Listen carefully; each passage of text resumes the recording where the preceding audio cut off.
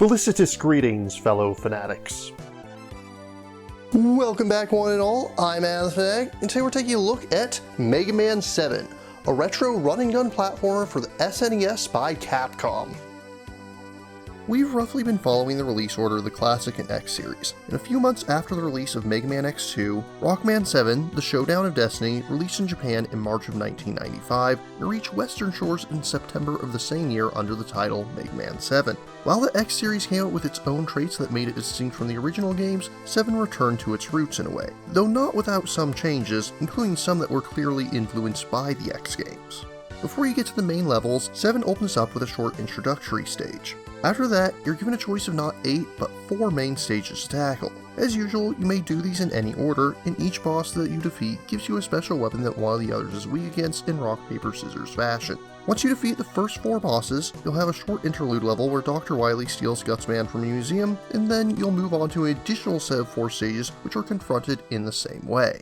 So far, it sounds pretty much par for the course. So what makes 7 different from the NES titles? Overall, there is a much greater emphasis on exploration. Whereas the NES games will allow you to play a stage once and be done with it, that's impossible if you want to see everything that 7 has to offer. Borrowing concepts from the X series, many times you'll have gimmicks in stages that require a specific weapon in order to work, and these will often have various secrets behind them. Of particular note are the rush icons. You'll need to collect all 4 of them in order for them to have any use. Once you have the last one, Mega Man can use the Super Adapter, similar to the adapters from Mega Man 6. It sort of combines both of them into one, allowing him to get a small boost to his jumps and replacing his charge shot with a rocket punch, though once again, you cannot slide while you use an adapter. Other items will require Rush to dig for them, and I must say, this is probably the worst part of the game. Not only do you have no way of knowing where Rush is supposed to dig without using a guide, but the animation takes a fair bit of time to go through.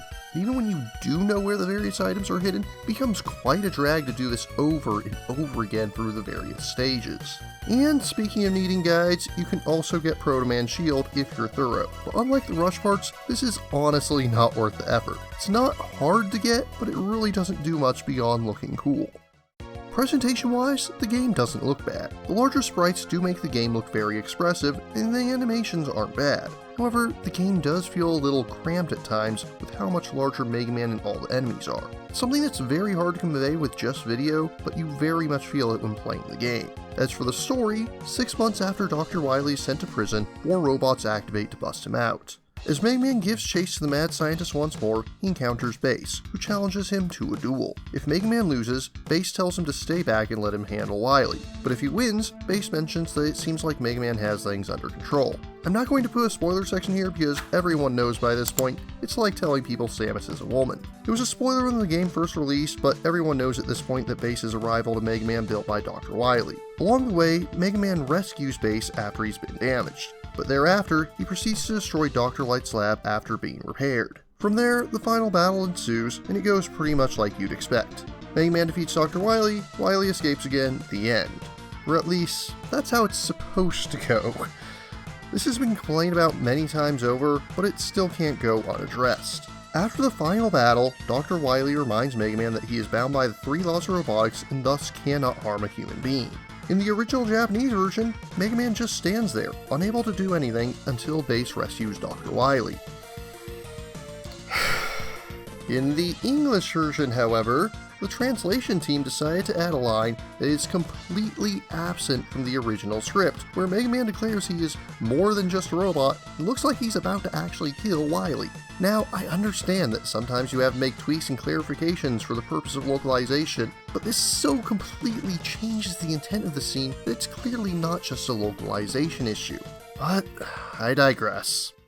All in all, Mega Man 7 is disappointing. I wouldn't call it a bad game, but it certainly feels like the weakest entry in the series since the original, and that includes even the Game Boy titles. Although it does borrow some of the traits that made the X series stronger, it just doesn't feel like a satisfying game to play. The oversized sprites mean everything feels more constrained. Because of this, everything feels like it's moving slower as a result. This gives you a game that feels very clunky and awkward, especially compared to the recent X entries, which felt faster and tighter than ever. Beyond that, it just has a very lackluster selection of special weapons, and just feels very dissatisfied compared to what the series has managed to achieve up to that point in time. And that's not even going into the strange and jarring difficulty spike at the end of the game. It's not the worst Mega Man game they would release. We'll get to that one soon enough. Burn to the ground! Burn to the ground! But it felt like a major step backwards all the same. In conclusion, I feel I must give Mega Man 7 a lacking 6.9 out of 10. If you're interested in playing Mega Man 7, the easiest way to do so these days is through the Mega Man Legacy Collection 2, which is available for PC via Steam as well as all major consoles. If you're interested in purchasing or learning more, links are included in the description. But what about you? What do you think of Mega Man 7? What titles from your favorite series have disappointed you? If you have any questions, remarks, or posing points of view, leave them in the comments down below. Don't forget to like, share, subscribe, and ring that bell. And if you really enjoy my work, please consider funding my channel on Patreon. Until next time, farewell, fellow fanatics.